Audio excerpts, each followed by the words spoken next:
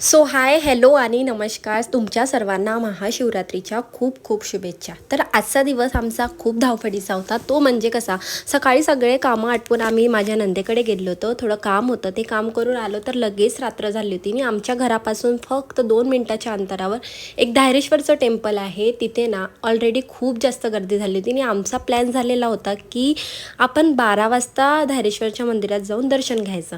तर आम्ही 12 वाजता गेल्यानंतर पण तुम्ही बघू शकता त्या मंदिरामध्ये रात्रीच्या 12 वाजता सुद्धा इतकी गर्दी होती. दरवर्षी तिथे 3 ते 4 लाख लोक येऊन दर्शन घेतात आणि मंदिर ना खरंच खूप जास्ती छान आहे. जर तुम्ही पुण्यात राहत असेल आणि हे धायरेश्वरचं मंदिर तुमच्या नियर असेल तर तुम्ही नक्की एकदा येऊन व्हिजिट करा, म्हणजे तुम्हाला समजेलच की मंदिर किती छान आणि किती प्रसन्न आहे.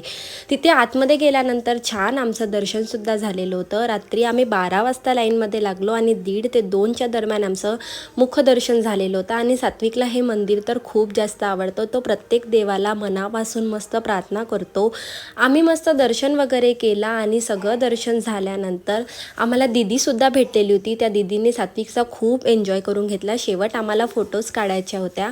माझी फोटो कशी आली नक्कीच कमेंट बॉक्समध्ये सांगा. सगळ्यांनी छान फोटोज काढले आणि असा दिवस संपला. भेटूया देवच्या व्लॉगमध्ये. तोपर्यंत बाय. थँक्यू.